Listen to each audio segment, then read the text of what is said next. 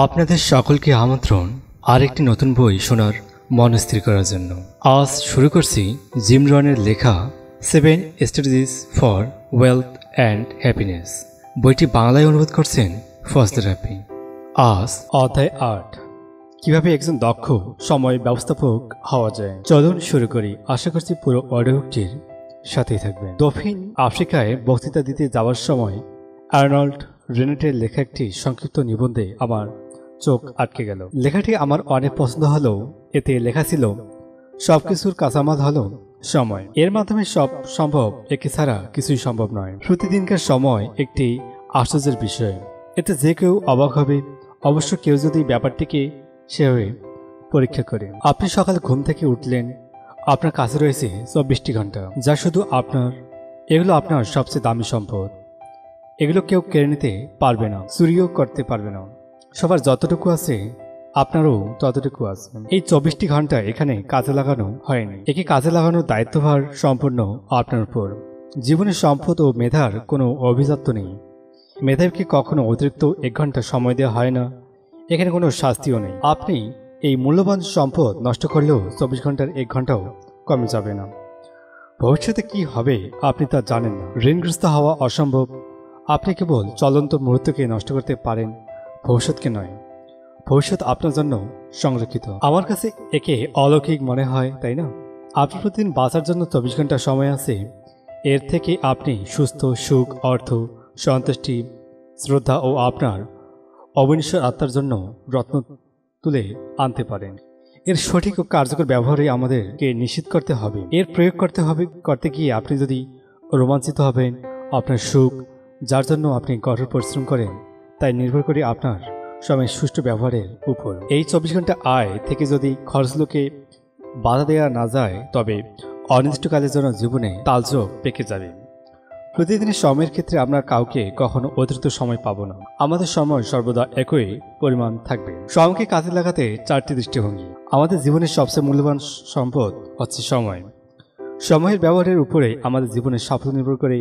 প্রত্যেকেরই সময় সম্পর্কে কিছু দৃষ্টিভঙ্গি আছে। তিনি এই সম্পর্কে সচেতন হোক বা না হোক, এই দৃষ্টিভঙ্গি সময় ব্যবস্থাপনাকে প্রভাবিত করে। অথবা আপনি সময় নিয়ে যেভাবে চিন্তা করেন, সেই দৃষ্টিভঙ্গি নির্ধারণ করে আপনি আপনার জীবনে সময়কে কিভাবে কাজে লাগাচ্ছেন। সময় সম্পর্কে 4টি আলাদা আলাদা দৃষ্টিভঙ্গি আছে। প্রত্যেকটি দৃষ্টিভঙ্গি ভিন্ন ভিন্ন রকম জীবনযাত্রার জন্য দায়ী। একবার এক কাজ করার মানসিকতা। এরা সময়ের সাথে চলতে পছন্দ করে, মনের স্রোতের সাথে চলা। এরা সময়কে একটি আলাদা বিষয় হিসেবে ভাবে না। এদের জীবনযাত্রারও অসংখ্যিত হয়। এরা উদ্দেশ্যহীনভাবে জীবনযাপন করে, কোনো কাজই তারা ধারাবাহিকভাবে করে না, কারণ এরা কোনো কাঠামোর মধ্যে থাকতে চায় না। এমন ব্যক্তিরা বলে, আমার জীবনটাই বৃথা গেল, আমি সব কিছুতে দেরি করছি, আমি কোনো কিছুতেই স্থির থাকতে পারিনি, যা সহজ আমি তাই করেছি। যখন যেখানে যাওয়া সহজ ও হাতের কাছে ছিল, আমি এমন কাজই করেছি। এই দৃষ্টিভঙ্গি কি ভুল তা আমি বলার কি? জীবনটা তো আপনার। আপনি আপনার জীবনকে পরিচালিত করার সিদ্ধান্ত নিতে পারেন।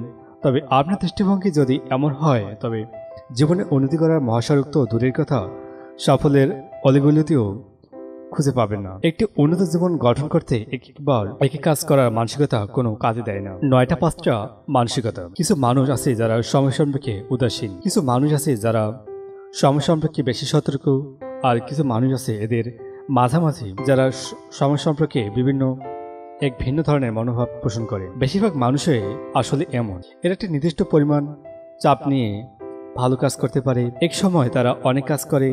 তারা সন্ধ্যার পর ফুলের ঘ্রাণ নেওয়ার মতো নির্মল সময় কাটাতে চায়। কোম্পানিতে যখন কোনো ব্যক্তি কাজ করে, সে চিন্তা করে একদিন সে নিজেও একটি কোম্পানি দেবে। কিন্তু সময়ের সাথে সাথে দায়িত্ব বৃদ্ধি পায়। সে দেখে সবার আগে এসেও সবার পর যেতে হয়। সে বলে, না, আমি অন্যের অধীনেই কাজ করব, সব গৌরব ও মাথা ব্যথা তারই থাকুক। তার চিন্তা কি ভুল? অবশ্যই না। তার হাতে দুটো কাজ, হয় সে ঘড়ির সাথে তাল মিলিয়ে কাজ করবে, না হয় 9টা 5টা কাজ করবে। কোনোটাই ভুল নয়। তবে সমস্যাটি অন্য জায়গায়। সাফল্য অর্জনের জন্য যে উচ্চ মূল্য দিতে হয়, তা সবাই পরিশোধ করতে পারে না অথবা করতে চায় না। যখন কেউ নিজের ব্যবসা চালানোর চেষ্টা করে, তখন সে তার নিজস্ব সময়সীমার মধ্যে যতটুকু কাজ করা সম্ভব তার চেয়েও বেশি করে। এরকম অতি কাজের চাপে অনেকেই নিজ নিজ ব্যবসা বা উদ্যোগ থেকে সরে আসে। চিন্তা করে তার পক্ষে সফল হওয়া কঠিন। সফলের বন্ধুর পথ পাড়ি দিতে সবাই পারে না। এটি কেবল ব্যবসায়ীদের জন্য সত্য এমন না, অনেক চাকরিজীবী ও অন্যান্য পেশাজীবী মানুষের জন্য সত্য। একটি গল্প আছে যার মূল বক্তব্য হচ্ছে মানুষের মূল্য অনুযায়ী সীমা নির্ধারণ করা। তার যতটুকু মূল্য আরোপ করতে পারে তার সীমানা ঠিক ততটুকুই হওয়া উচিত। চলুন একটু গল্প বলি। একটি মেয়ে তার মাকে বলল, বাবা, এখন আর আমার সাথে খেলা করো না কেন? কাজ থেকে ফিরে এসে সে নিজের রুমে চলে যায়। রাতের খাবার খেয়ে আবার কাজ করতে বসে। আমি বাবার সাথে খেলতে চাই, সে কি আমাকে আর আগের মতো ভালোবাসে না? মা নিজের একাকিত্বের সাথে যুদ্ধ করে ক্লান্ত। তারপর মেয়েকে ব্যাখ্যা করার চেষ্টা করে, তোমার বাবা ভীষণ ব্যস্ত, সে তোমাকে অনেক ভালোবাসে, এজন্যই তাকে অনেক পরিশ্রম করতে হয়। অবশ্যই এত বেশি কাজ করতে যে তার কিছু অংশ বাড়িতেও নিয়ে আসতে হয়। মেয়েটি তার মায়ের কথা বোঝার চেষ্টা করলো। এরপর চোখ বড় করে মাকে বলল, বাবা, যদি অফিসে সব কাজ শেষ করতে না পারো তাহলে বস তাকে কেন ধীর গতির কোনো গ্রুপে দিয়ে দেয় না? আসলে তো কেন দেয় না? একজন ব্যক্তির আর্থিক ও পেশাগত সাফল্যের জন্য তার আয়ত্তের মধ্যে কাজ করা উচিত। এই সীমার উৎপত্তি হয় বস্তুগত বিষয়ের সাথে অন্যান্য মূল্যবোধ বিনিময়ের মাধ্যমে। আমরা জানি আমি বস্তুগত বিষয়ের জন্য সবকিছু মূল্যবোধ বিনিময় করছিলাম। যদি জানতাম এর জন্য আমাকে কতটা চড়া মূল্য দিতে হবে তাহলে কখনোই মূল্যবোধ জলাঞ্জলি দিতাম না। কাজ পাগল, এই ধারণাটি সাফল্যের একটি সনাতন ধারণা। উইলি লোমান তার বই ডেথ অফ সেলসম্যান ধারণাটি এনেছেন। এই ধারণা অনুযায়ী কোনো ব্যক্তি দীর্ঘ সময় ধরে কঠোর পরিশ্রম করে যান, কাজ পাগলের জন্য কোনো কাজই পর্যাপ্ত হয় না। সে দিনে 10, 12, 14 ঘন্টাও কাজ করতে পারে। সে দুটি কাজ পরস্পর করতে থাকে। ঘুমের সময় এমন ব্যক্তির সন্তুষ্টি আসে। কাজকে উপভোগ না করে বেশি বেশি কাজ করা যাওয়াই এদের উদ্দেশ্য। আমরা এর ফলাফল জানি। বাইরের সবার কাছে সে শ্রদ্ধা পেলেও পরিবার থেকে দূরে সরে যায়, স্বাস্থ্য ভেঙে পড়ে, এমনকি মূল্যবোধেরও সংকট হতে পারে। দুঃখজনকভাবে এমন কাজ পাগল ব্যক্তি কিন্তু সবচেয়ে বেশি অর্থ উপার্জন করতে পারে না, কারণ সে ফলাফলের চেয়ে কাজ করতে যাওয়াকেই বেশি গুরুত্ব দেয়। এই 3 রকম দৃষ্টিভঙ্গির মধ্যে আমাকে একটি বেছে নিতে বলা হলে আমি সবচেয়ে ভালোটাই বেছে নেব। সৌভাগ্যক্রমে আরও একটি দৃষ্টিভঙ্গি আছে যেটাকে আমার কাছ থেকে আদর্শ বলে মনে হয়, দক্ষ সময় ব্যবস্থাপনা। এটি সবচেয়ে বেশি উপযুক্ত এবং অন্য 3টি দৃষ্টিভঙ্গির সমন্বয়ে গঠিত। এ ধরনের মানুষ জীবনের প্রতিটি বিষয়ের জন্য সময় বরাদ্দ রাখে, এমনকি সময়ের সাথে চলা বা কোনো কিছু না করার জন্য সময় বরাদ্দ রাখে। 9টা 5টা কাজ করা ব্যক্তির মতো সময়ে সীমারেখা জানে। অন্যান্য গুরুত্বপূর্ণ মূল্যবোধ বা বিশ্বের জন্য সে নির্দিষ্ট সময় বরাদ্দ রাখে। যেমন পরিবারকে সময় দেওয়া, কোথাও বেড়াতে যাওয়া বা নতুন কোনো বিষয়ে প্রশিক্ষণ নেওয়া। কাজ পাওয়াদের মতো সে দীর্ঘ সময় কাজ করতে ভয় পায় না। সে কিভাবে এরকম করে? উত্তরটি সহজ। সে বুদ্ধিমত্তার সাথে কাজ করে, সবসময় দীর্ঘক্ষণ কাজ করে না, প্রয়োজন অনুযায়ী কাজের সময় না বাড়িয়ে উৎপাদন বাড়ানোর উপর নজর দেয়। দক্ষ ব্যবস্থাপক সর্বদা ফলাফলের দিকে লক্ষ্য রাখে। অন্যভাবে বলতে গেলে তারা সর্বদা সম্পদ বৃদ্ধির দিকে মনোযোগ দেয়। এরকম কাজ তাদের অর্থবৃদ্ধির সহায়তা করে।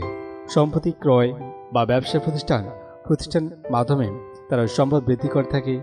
সময়কে সম্পদে পরিণত করতে একটি দক্ষ বিক্রয়কর্মী দল তৈরি করে এবং ফলাফলের দিকে লক্ষ্য রেখে এগিয়ে যান। সময়ের সদ্ব্যবহার।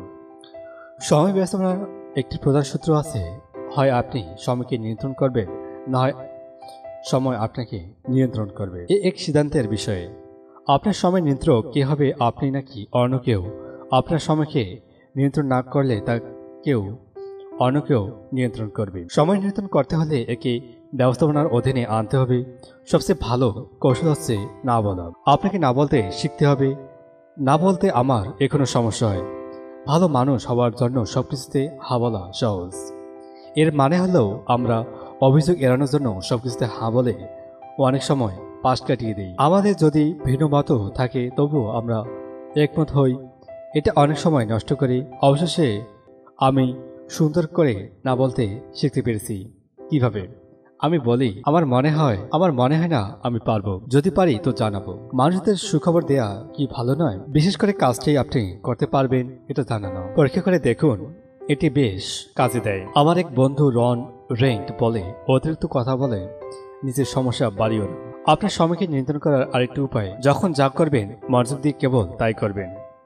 কাজের সময় কাজ করবেন আর খেলার সময় খেলা করবেন। দুই কাজ একত্রে করবেন না। একত্রে কাজ করতে গেলে লেজ গোবরে জড়িয়ে পড়বেন না। এতে আপনি কাজের সুফল হারাবেন এবং খেলার আনন্দ হারাবেন। কাজ সম্পূর্ণ করার তৃপ্তি এবং খেলার আনন্দ আপনাকে নানা ধরনের পারিপার্শ্বিক চাপ থেকে মুক্তির স্বাদ দেবে। আমার অবস্থা একদিন এমন ছিল, আমি চিন্তা করতাম পরিবারকে নিয়ে সমুদ্র সৈকত ঘুরতে যেতে হবে।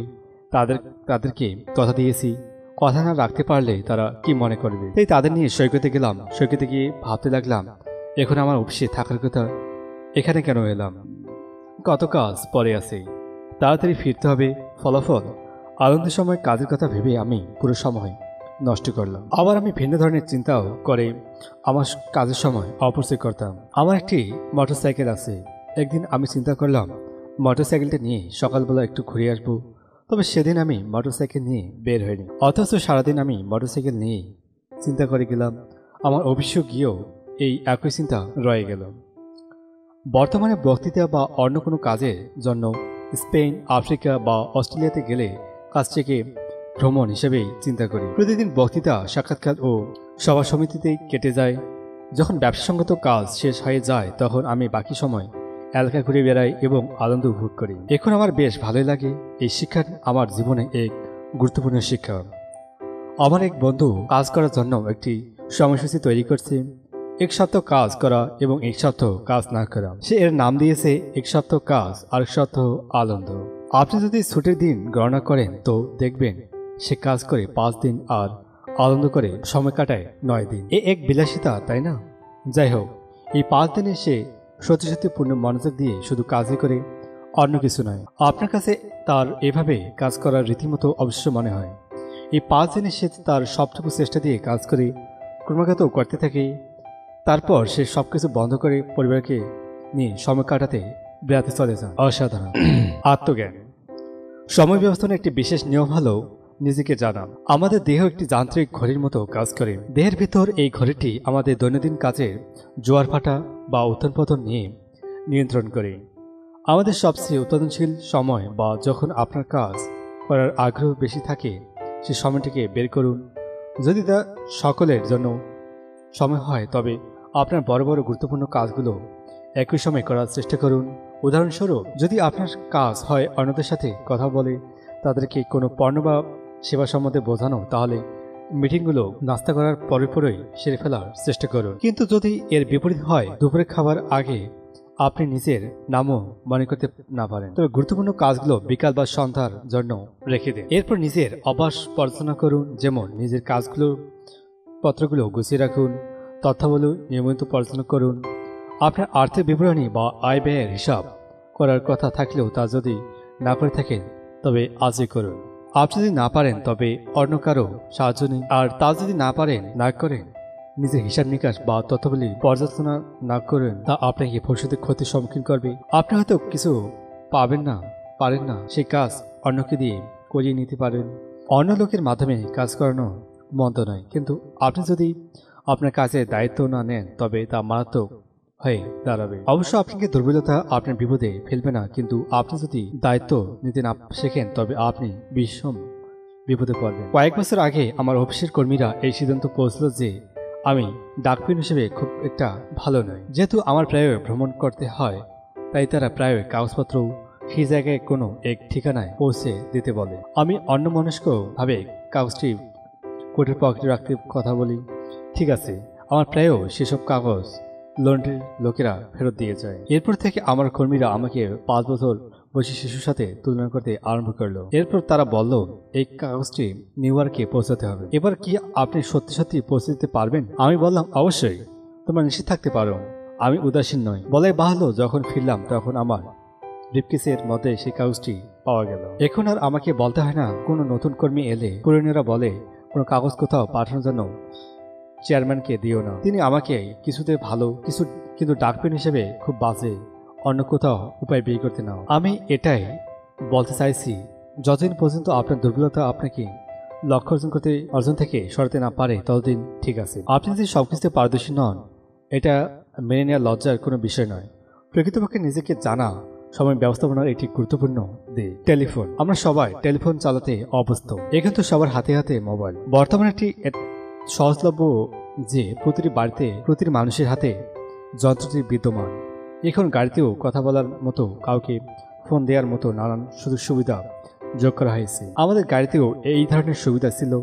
আমাদের মধ্যকার খুব কম সংখ্যক লোকই টেলিফোন বা মোবাইল ফোনের সর্বোচ্চ ব্যবহারের কথা জানে। এর যেমন অবিশ্বাস্য উপযোগিতা আছে, তেমনি এর দ্বারা আমাদের মূল্যবান সময়ের অপচয় হওয়া সম্ভব। এটি সবার কাছেই একটি উল্লেখযোগ্য ও গুরুত্বপূর্ণ যন্ত্র। আপনি যেমন মুহূর্তের মাধ্যমে অন্যের সাথে যোগাযোগ করতে পারেন, তেমনি অন্যরাও এর মাধ্যমে আপনার সাথে যোগাযোগ করতে পারে। এই সুবিধাটি আপনার প্রতিদিনের রুটিন বা অনুসূচিত পুনর্নির্ধারিত প্রতিদিনের কার্যকালীকে উল্টে পাল্টে করে দিতে পারে। আপনার জীবনে এর উপযোগিতা বা এর উপযুক্ত ব্যবহার নিশ্চিত করুন। আপনার সাথে কে যোগাযোগ করতে পারবে আর কে পারবে না তা নিয়ন্ত্রণ করুন। যদি আপনার একজন ব্যক্তিগত সহযোগী নিয়ন্ত্রক দেওয়ার মতো অবস্থা থাকে, তবে তাকে টেলিফোন বা মোবাইল ফোনের কল নিয়ন্ত্রণ করতে শেখান, অথবা আনসারিং মেশিনেও ব্যবহার করতে পারেন। এতে কেবল প্রয়োজনীয় কলগুলো ব্যাক করতে হবে। মনে রাখবেন, আপনি বাড়িতে থাকা অবস্থাতেও টেলিফোন বা মোবাইল আপনার সময় অপচয় করতে পারে। মানে আপনি সতর্ক না থাকলেও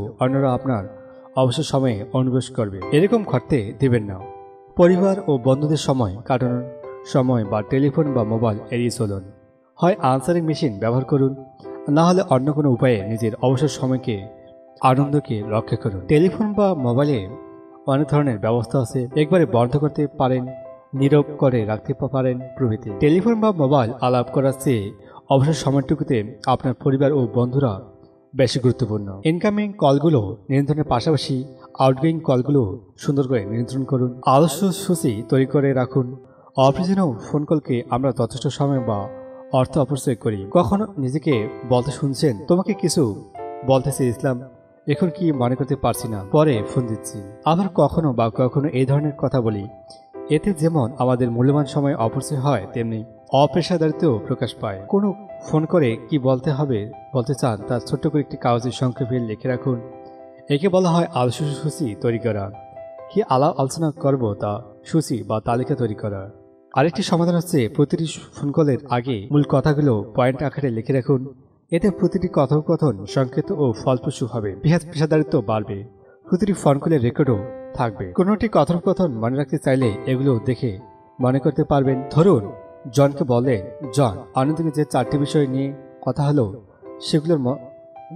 সেগুলোর কি বললেন? জন বলল, কোন 4টি বিষয়? এখন তো কোনো কথা হয়নি। তখন আপনি শান্তভাবে জনের আপনার লিখিত পয়েন্টগুলো দেখাতে পারবেন। এতে কাজের স্বচ্ছতা ও কার্যকারিতা বৃদ্ধি পাবে। একটি সংগঠন বা প্রতিষ্ঠানে সময়ের সদ্ব্যবহার। আমরা দীর্ঘ অভ্যাসবশত সবকিছু করে থাকি। যখন আমরা আরো দক্ষ হতে চাই, তখন এই অভ্যাসই আমাদের জন্য বড় বাধা হয়ে দাঁড়ায়। উন্নতি করতে গেলে আরো দক্ষ হতে হলে পরিবর্তন করতে হবে, আর পরিবর্তন করতে হলে আমাদেরকে আমাদের কাজ পর্যালোচনা করতে হবে। আপনার তথ্য সংরক্ষণ ব্যবস্থাটি কি আধুনিক? এতে কি সর্বশেষ তথ্যটি যোগ করা হয়েছে? আপনার হিসাবের অবস্থা কি? বর্তমানে প্রযুক্তির কল্যাণে দক্ষতা বাড়ানোর বহু উপায় আছে। এই যুগ দ্রুত তথ্য আদান প্রদানে বিপুল সম্ভাবনা তৈরি করছে। আপনি কি এর থেকে অনেক ধরনের সুবিধা নিতে পারেন? আমি অফিসে কম্পিউটার ব্যবহার করি। আমি এর দ্বারা অসাধারণ সব কাজ করতে পারি। এতে আমার বহু সময় বেঁচে যায়। এছাড়াও ভ্রমণের সময় আমি একটি বহনযোগ্য যন্ত্র ব্যবহার করি। সেটি থেকে তথ্য মূল কম্পিউটারে যত্ন সহকারে রেখে দিই। এতে আমার অনেক সময় বেঁচে যায়। এর বিস্ময়কর বৈদ্যুতিক যন্ত্র আমার সময়ও নষ্ট করে। লাখো লোক কম্পিউটার ব্যবহার করে কেবল ব্যাংক অ্যাকাউন্টের ব্যালেন্স দেখার জন্য অথবা টেলিফোন নাম্বার সংরক্ষণের জন্য। এই ব্যাপারটি গাড়িতে করে আপনার প্রতিবেশীর বাড়িতে যাওয়ার মতো। তাই এই সব নতুন প্রযুক্তি ব্যবহারের উপায় নিয়ে চিন্তা করুন। আর আপনার ব্যবসা যদি জটিল হয়, তবে সাহায্যের জন্য একজন বিশেষজ্ঞর পরামর্শ নিন। মনে রাখবেন, সবকিছুতে পারদর্শী হওয়ার দরকার নেই।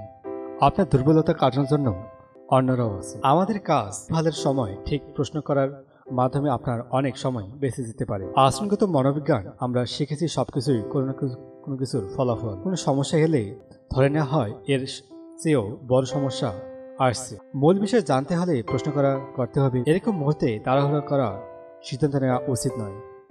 একটু সময় নিয়ে চিন্তাভাবনা করে সিদ্ধান্ত নেওয়া উচিত।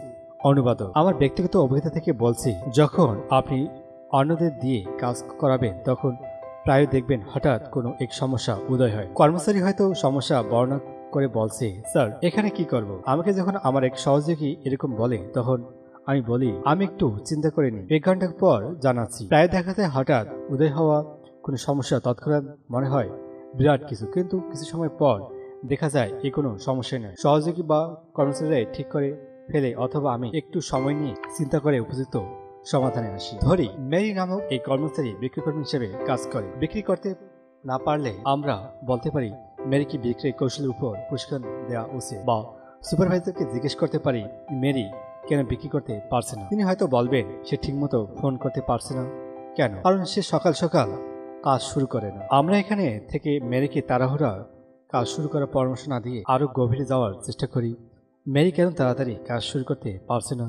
এই প্রশ্ন করার ফলে আমরা মূল কারণ চলে আসি। হয়তো মেরির কোনো ব্যক্তিগত সমস্যা আছে, হয়তো তার বিক্রির দক্ষতা বাড়ানোর দরকার নেই। গুরুত্বপূর্ণ সমস্যাগুলোর মূল কারণ কয়েক স্তরে মিশতে থাকে। ঠিক প্রশ্ন করার মাধ্যমে আপনি খুব দ্রুত সমস্যার মূলে যেতে পারবেন। এতে প্রচুর সময় বেঁচে যাবে। কাগজে চিন্তা করার 4 উপায়। সময়কে সফলভাবে ব্যবহারের একটি চমৎকার কৌশল হলো কাগজে চিন্তা করার দক্ষতা। ভাবছেন এ আবার কি? আপনার চিন্তাগুলোকে কাগজে লিখে ফেলা, একটি সফল প্রতিষ্ঠান তৈরি করা, একটি পোক্ত ভবন তৈরি করার মতো। আপনি আপনার বুদ্ধি বা ধারণাটি কল্পনা করুন, তারপর কাগজে লিখুন বা আঁকুন, তারপর পরিকল্পনা অনুযায়ী কাজ করুন। আমি আমার প্রতিষ্ঠানে একটি প্রবাদ ব্যবহার করি, চিন্তা থেকে নয়, দলিল থেকে কাজ করো। বর্তমানে বাংলাদেশে বহু প্রতিষ্ঠান বা কোম্পানিগুলোতে ইমেলের মাধ্যমে কর্মচারীদের কর্মদায়িত্ব দেওয়া হয়। এতে কি কাজ করতে হবে তা খুব স্পষ্ট থাকে, আবার রেকর্ডও থাকে, যাতে কোনো দরকারে পুনরায় তা পর্যালোচনা করা যায়। দিন শুরু করার জন্য কাগজে কলমে অনুসূচি লিখে রাখা দরকার। একজন ঘুম থেকে উঠে যদি প্রশ্ন করে আজ করব, তবে তার কর্মদক্ষতা কতটুকু কার্যকর হবে? ততক্ষণে অনেক দেরি হয়ে যাবে। প্রতিদিন কিছু সময় বাঁচিয়ে পরবর্তী দিনে পরিকল্পনা করুন। এর পাশাপাশি সপ্তাহ, এমনকি মাস বা বছরের পরিকল্পনা করা উচিত। এটি একটি সৃষ্টিশীল প্রক্রিয়া। কাগজের তালিকা ছাড়াও অনেক কিছু আবার আছে।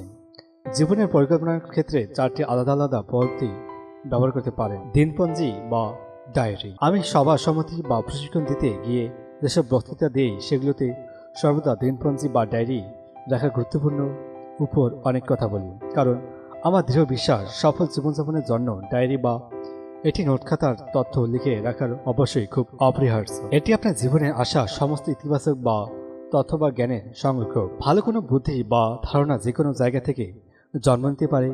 হয়তো কোনো অর্থপূর্ণ পরামর্শ শুনলেন, বা কোনো বই, পত্রিকা বা কোনো দেয়ালে আপনার কাজে লাগানো পারে এমন কোনো তথ্য পড়লেন। গাড়ি চড়ার সময় বা হাঁটতে গিয়ে চমৎকার বুদ্ধি বা ধারণা মাথায় আসতে পারে। সাথে সাথে কাগজে লিখে ফেলুন। মূল কথা হলো ভালো বুদ্ধি বা ধারণাগুলোকে হারিয়ে যেতে দেবেন না। এটি চমৎকার বুদ্ধি বা ধারণা আপনার জীবনে বদলে দিতে পারে যদি আপনি একে কাজে লাগাতে পারেন। যেখানে থাকুন সবসময় সাথে একটি ছোট দিনপঞ্জি বা নোট খাতা রাখুন। প্রজেক্ট বুক। আপনি যত উচ্চাকাঙ্ক্ষী হবে, জীবনে যত উপরে উঠবেন, আপনি ততই নানান কাজে ব্যস্ত হয়ে পড়বেন। আপনার নানা ধরনের প্রকল্প থাকবে যেগুলোতে আপনাকে সময় দিতে হবে। অনেকের সাথে আপনার পরিচয় হবে। ব্যস্ত মানুষকে অনেক সময় লোকের সাথে দেখে সাক্ষাৎ করতে হবে, আলাপ আলোচনা করতে হবে। এই কাজটি কখনোই সহজ নয়। এসব ঠিকমতো করার জন্য একটি প্রকল্প খাতা রাখা উচিত। এর বাধাই হতে পারে বা রিং বাধাই, যাতে সহজে খুলে দিতে পারেন এবং নানান পৃষ্ঠায় আপনার প্রধান প্রকল্পের গুরুত্বপূর্ণ দিকগুলো লিখে রাখতে পারেন। এই বই বা খাতায় আপনি যদি যাদের সাথে কাজ করছেন প্রত্যেকের জন্য আলাদা জায়গা রাখুন।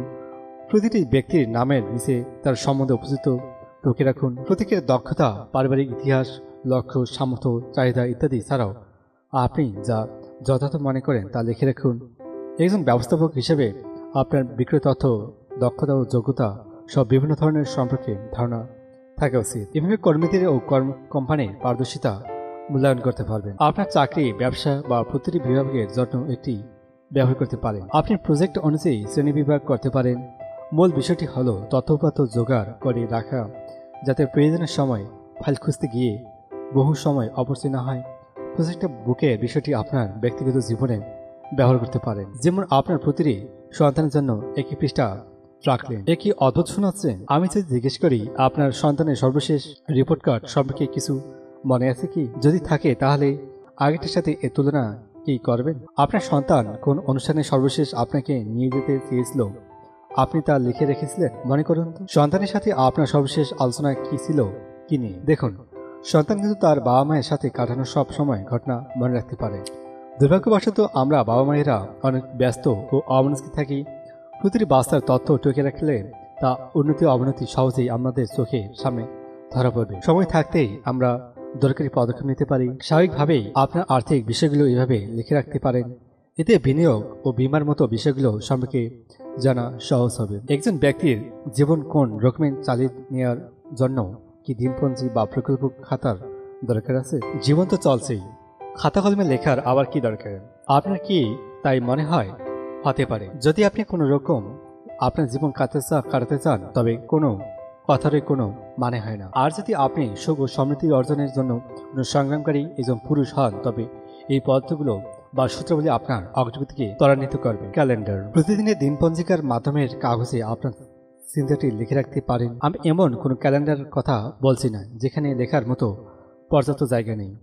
আমি বলছি ডে টাইমারের কথা। এটি আপনার প্রতিদিনের কর্মতালিকা সংগ্রহ করে রাখেন। কেবল তাই নয়, ব্যবসায়িক খরচ, লক্ষ্য অর্জন, টেলিফোনের আলাপে কি বললেন এবং অন্যান্য প্রভৃতি কাগজে তালিকা করার জন্য এতে যথেষ্ট জায়গা থাকে। আপনি দিনপঞ্জি ও প্রকল্প খাতায় দৈনিক ও সাপ্তাহিক লক্ষ্যগুলো সংগ্রহ করবেন এবং সপ্তাহ শেষে পর্যালোচনা করবেন। এগুলো আপনার লক্ষ্য পূরণের পথে রেকর্ড হিসেবেও কাজ করবে। এ আছে এমন এক মূল্য জায়গা যেখানে প্রয়োজনীয় তথ্যগুলো সংগ্রহ করা আছে। সেখান থেকে দৈনিক, সাপ্তাহিক ও মাসিক ও বাৎসরিক তথ্যগুলো পর্যালোচনা করা সম্ভব। আপনার পরিকল্পনা আপনি যখন ক্যালেন্ডারে ব্যবহার করবেন তখন আপনি পুরো বছরের একটি সার্বিক চিত্র পাবেন। এতে আপনার মধ্যে দূরদর্শিতা তৈরি হবে। পদ্ধতি অনুসারে সব মাধ্যমে সপ্তাহ ও দিন একটি বৃহৎ পরিকল্পনার অংশ হয়ে উঠবে। এভাবে উন্নতি দৃষ্টিভঙ্গির মাধ্যমে জীবনের একটি দীর্ঘমেয়াদী চিত্র তৈরি করতে পারবেন, কারণ আপনার পরিকল্পনা করছেন এবং সে অনুযায়ী এগিয়ে যাচ্ছেন। এভাবে দৈনিক, সাপ্তাহিক, মাসিক লক্ষ্যগুলো দিন, মাস মেয়াদী, 6 মাস মেয়াদী বা 1 বছর মেয়াদী লক্ষ্যের সাথে জুড়ে দিতে পারবেন। এর জন্য আপনার যথেষ্ট পরিমাণ শৃঙ্খলা প্রয়োজন। যখন এগুলো করতে পারবেন তখন আপনি আপনার কাজকর্মে আরও দক্ষ হয়ে উঠবেন।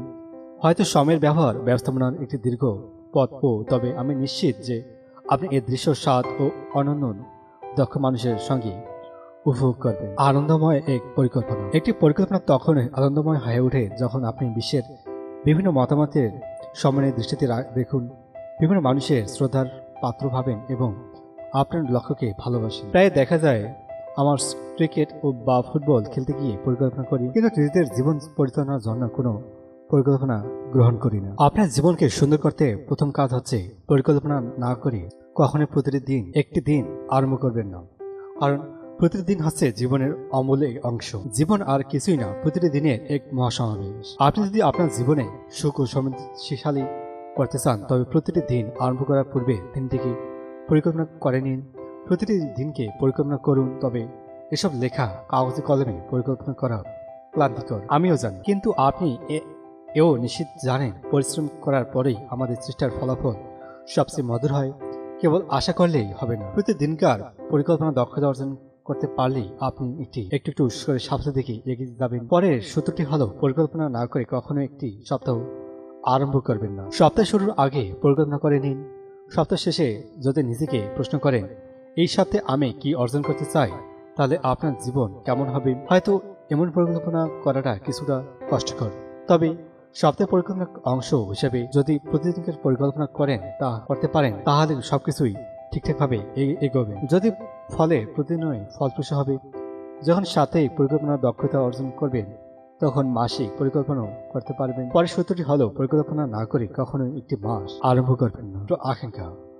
পুরুষের জীবনে উন্নতি করতে হলে সর্বপ্রথম দরকার একটি জ্বলন্ত আকাঙ্ক্ষা। সে জীবনে যা চায় তাকে স্পষ্ট ভাষায় বলা, কাগজে কলমে লেখা, তবে সেই লক্ষ্য জ্বালানি হয়ে আমাদের সকল কর্মকাণ্ডে আমাদের সহায়তা করবে। আনন্দময় পরিকল্পনা তৈরির কৌশল।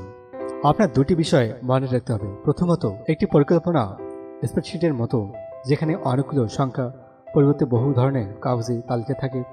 দ্বিতীয়ত, পরিকল্পনা এক প্রকল্পের বা বহু প্রকল্পের প্রয়োগ করতে পারেন, তবে এক সময়ে এক প্রকল্পের প্রতি পূর্ণ মনোযোগ দিবেন। এভাবে দক্ষ হওয়ার পর একাধিক প্রকল্পে আপনার নিজ আত্মবিশ্বাস অনুযায়ী কাজ করে। এটি গ্রাফ কাগজ নিন, এর বাম পাশে লিখুন কার্যাবলী। আপনি যেভাবে কাজগুলো করবেন তা উল্লেখ করুন, আর ডান পাশে লিখুন সময়। কোনো কাজ কখন করবেন তা উল্লেখ করুন। ধরুন আপনি নতুন কোনো পণ্য বাজারে আনার জন্য একটি প্রকল্প হাতে নিলেন। প্রতিটি কাজের জন্য কনফারেন্স, বিজ্ঞাপন, প্যাকেজিং, বাজার গবেষণা প্রভৃতির জন্য সময়সীমা নির্দিষ্ট করুন। এরপর সময় হিসাব করুন, কতদিন বা মাস লাগবে বের করুন। কাগজটিতে লিখুন। চূড়ান্ত ফলাফল আপনার সামনে পরিষ্কার এক ছবির মতো স্পষ্ট হয়ে যাবে। পরিকল্পনা তৈরি করার এক কষ্টসাধ্য কাজ। নিখুঁতভাবে পরিকল্পনা তৈরি করার জন্য আপনাকে হয়তো বেশ কয়েকবার কাগজ ছিঁড়ে ফেলতে হতে পারে। কাজটি কঠিন কারণ আপনি প্রকল্পগুলোর মধ্যে থেকে সবচেয়ে গুরুত্বপূর্ণ প্রকল্পটি নির্দিষ্ট করার পারছেন না। যাই হোক, একবার এটি করতে পারলে আপনার অনেক ভালো লাগবে। কাজটি বেশি গুরুত্বপূর্ণ এবং কোন কাজটি কম গুরুত্বপূর্ণ তা নির্ধারণ করতে প্রাধান্য সম্পর্কে পাঠ করুন। নেতৃত্বের উৎস প্রাধান্য 38 পৃষ্ঠা বই ডেভেলপিং দ্য লিডার ইউনিক ইউফ মূল জন জি ম্যাক্সওয়েল, অনুবাদ ফসথেরাপি, ঢাকা, সফল প্রকাশন 2017 এ বলা হয়েছে। এখানে মূলত বলা হয়েছে যে কাজের গুরুত্ব বিষয়। কিছু কাজ আমাদের জীবনে খুবই গুরুত্বপূর্ণ এবং খুবই আর্জেন্ট বা জরুরি, এবং কিছু কাজ গুরুত্বপূর্ণ তবে জরুরি নয়, এবং কিছু কাজ খুব গুরুত্বপূর্ণ নয় যা না করলেও জীবনে তেমন কিছু আসে যায় না। মূলত এই বিষয়ে আলোচনা করেছে এবং পরবর্তী সময়ে আমাদের বিসি মোটিভেশন চ্যানেলে বইটি নিয়ে আসা হবে। অবশ্যই শোনার আমন্ত্রণ রইল। ফিরছি পাঠে। পরিকল্পনাটি এমন জায়গায় রাখুন যেখান থেকে সহজে আপনি দেখতে পান, অফিসের দেয়ালে, টেবিলের উপর বা প্রকল্প খাতায়। এতে করে আপনার মনোযোগ সর্বদা আপনার লক্ষ্যের প্রতি নিবন্ধ থাকবে। কাজটি একই সাথে কষ্টকর ও উত্তেজনাময়। কষ্টকর এজন্য যে এটি আপনার পরিকল্পনার কথা সবসময় মনে করিয়ে দেয়। নির্দিষ্ট সময়সীমা বা তারিখ অনুযায়ী কাজ করতে হবে এবং এ ধরনের এক ধারণা দেয়। সময়সীমা অনুযায়ী কাজ সম্পন্ন করতে না পারলে কষ্ট অনুভব হয়, এর দরকার আছে। এতে করে আপনি পরবর্তীতে সবসময় সময়সীমা অনুযায়ী কাজ করার তাড়াহুড়া অনুভব করেন। আবার কষ্টকর হওয়ার পাশাপাশি এটি উত্তেজনাময়, কারণ স্বপ্ন ও পরিকল্পনার বাস্তব রূপটি আপনার কাছ থেকে জাদুর মতো উপস্থিত হবে। এটি আসলেই ফলপ্রসূ কাজ। ছবি এঁকে যেভাবে ক্যানভাসের দিকে চেয়ে থাকে, পরিকল্পনা অনুযায়ী কাজ সম্পন্ন করার পর আপনার নিজের মধ্যেও এক ধরনের পূর্ণতার অনুভূতি জেগে উঠবে। এই বোধ আপনাকে আরো এগিয়ে যাওয়ার সাহস দিবে। সফল একটা দিন তাকে বলে যার শুরু এবং শেষ আছে, উদ্দেশ্য এবং উপকরণ আছে, রঙ ও চরিত্র আছে, পরিশ্রম ও আনন্দ আছে। এই রকম একটি দিনেই আপনাদের স্মৃতিতে অমূল্য সম্পদ হয়ে দাঁড়ায়, আর এর সমষ্টি এক অবিস্মরণীয় জীবন গড়ে তোলে। এরকম একটি সুপরিকল্পিত দিন আরেকটি সুপরিকল্পিত দিনের সূচনা করে। আপনার পরিকল্পনা করলেন, কাজ করলেন এবং ফলাফল লাভ করলেন। তারপর আগামী দিন পূর্বের অভিজ্ঞতা থেকে শিক্ষা নিয়ে নতুন করে আরো উত্তম পরিকল্পনা তৈরি করবেন। এভাবেই অভিজ্ঞতা ও কর্মের মাধ্যমে একটি ভারসাম্যপূর্ণ অসাধারণ জীবনযাপন আগমন ঘটে। পর ষষ্ঠ সূত্র, সুখ ও সমৃদ্ধি অর্জনে ষষ্ঠ সূত্র, সফল লোকজন দ্বারা নিজেকে ঘিরে রাখা। এবং আসছে অধ্যায় 9, সংঘাতের নীতি। অবশ্যই এই অধ্যায়টি শোনার আমন্ত্রণ রইল। ধন্যবাদ সকলকে পুরো অডিওটির সাথে থাকার জন্য।